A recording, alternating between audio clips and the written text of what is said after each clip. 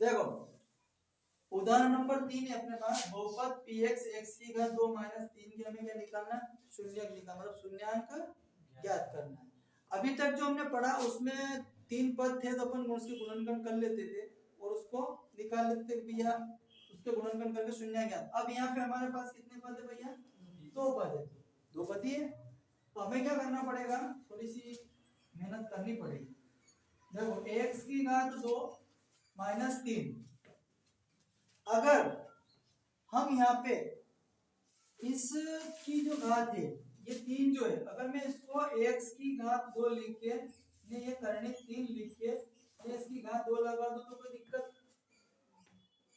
दिक्कत है क्या, नहीं है, क्योंकि करनी 2 लगी है, मतलब करनी की लगी है, मतलब इसकी घात कितनी लगी भैया, 2 लगी है, और इसका मतलब ये तो इसके 2 वाले के गुणा करो तो करनी 3 और करनी 3, जब भी करनी 3 का करनी 3 में गुणा करेंगे, कोई सी भी संख्या हो करनी के अंदर और उसका यदि हम करनी में गुणा करते हैं तो वो संख्या के अंदर जो होती है उसकी करनी हट जाती है। जैसे करनी 3 का गुणा हमने करनी 3 में करा तो करनी से करनी क्या हो जाएगी, हट जाएगी, आंसर कितना आएगा हमारे पास।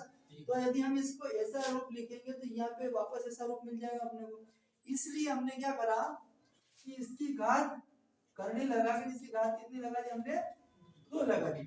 अब इसकी x की घात 2 है माइनस करनी 3 और ब्रैकेट पूरे की घात कितनी है, 2 है।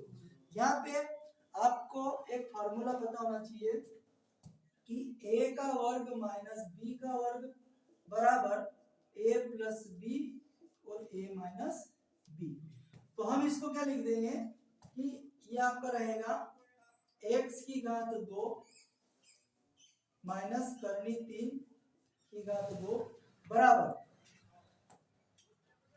x प्लस करनी 3 और x माइनस करनी 3 बराबर 0, क्योंकि हमें क्या निकालना है, इसका शून्यांक निकालना, हमने इसके बराबर में क्या लिख दिया भैया, 0 लिख दिया।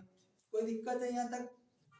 अब दोनों के बराबर 0 है तो अपन अलग अलग करते हैं, तो x प्लस करनी 3 बराबर 0 और x माइनस करनी 3 बराबर 0 बराबर, ब्रैकेट हटा दो आप, तो ये क्या हो गया आपका, x प्लस करनी 3 बराबर 0 और x माइनस करनी 3 बराबर 0। जैसे पक्षांतर करते तो आपको पता होना चाहिए चिन्ह चेंज होते हैं, तो ये x करनी 3 उठ के इधर आ जाएगा तो ये ऋण का करनी 3 हो जाएगा, और ये धन ऋण का उठ के इधर आएगा तो धन का करनी 3 हो जाएगा, तो ऋण की जगह धन के करनी 3। तो हमारे पास जो 2 शून्यांक प्राप्त हुए वो कौन से हो भैया, ये वाले, ये 2 शून्यांक प्राप्त हो गए। अतः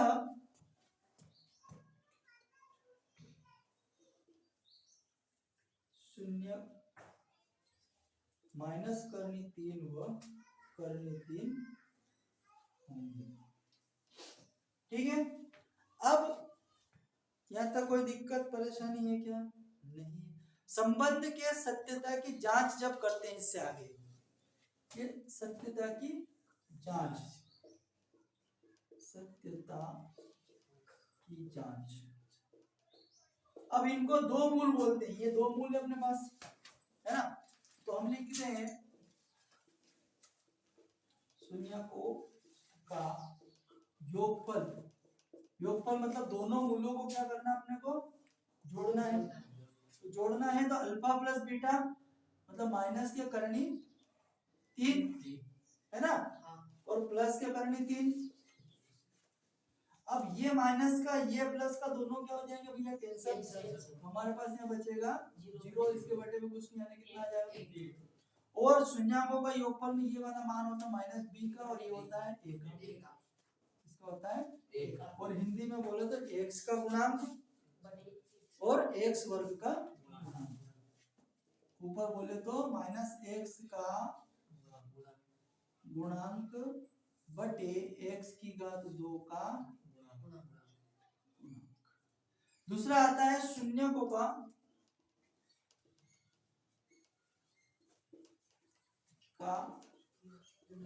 गुणनफल, मतलब क्या करना है अपने को, दोनों का आपस में गुणा करना है। तो माइनस करनी 3, 2 मूल तो यही है और मूल अल्फा प्लस बीटा होते हैं, आपको पता है कि नहीं है कि अल्फा प्लस बीटा होते हैं। तो माइनस करनी 3 गुणित करनी 3, करनी 3 का करनी 3 में गुणा करेंगे तो करनी से करनी कैंसिल, तो आंसर क्या आ जाएगा आपका माइनस का 3 और इसके बटे में कुछ नहीं आने कितना आएगा 1, तो ये आपका हो जाएगा अचर पद, हाँ सी बटे लिख लो सी बटे ए, तो इसको बोल देंगे अपन अचर पद और नीचे वाले को बोलेंगे x वर्ग का गुणांक। क्लियर हो गई बात। तब a और b के मान हो जाएंगे आपके पास में, a बराबर आपका यहाँ भी 1 और यहाँ भी 1 है, b बराबर माइनस का 0 तो आंसर 0 आएगा और c बराबर कितना आ जाएगा माइनस का 3। अब ये मान रखना द्विघात समीकरण में, तो द्विघात जो समीकरण होता है वो आपका x की घात 2 प्लस bx प्लस c बराबर कितना आ जाएगा 0। तो हमारे पास a की वैल्यू पता है 1 तो यहाँ रखेंगे तो x आएगा, प्लस b की वैल्यू पता है 0 तो यहाँ 0 रखेंगे और यहाँ x आएगा, प्लस c की वैल्यू माइनस के 3 बराबर 0। तो भैया देखो x की घात 2 0 का मल्टीप्लाई इसमें करेंगे तो 0 हो जाएगा, इसको खत्म, और ये माइनस 3 ब्रैकेट ओपन करेगा तो ये माइनस से कितना आ जाएंगे 3 बराबर ये आपका द्विघात समीकरण, जो आपका सवाल का वही आंसर आ गया, मतलब कि यही सवाल सही है। इससे हमें पता चल गया कि हम मूलों के योगफल और मूलों की जो शून्यांक है इनसे हम समझौता की जांच करने पर पता चला कि आंसर सही है, मतलब ये पूरा सवाल सही है, आंसर आया। मतलब अगर ये मान रखने पे भी हमारा समीकरण ये नहीं आता तो फिर हमारे कहीं ना कहीं इसके अंदर मिस्टेक थी। क्लियर, कोई डाउट?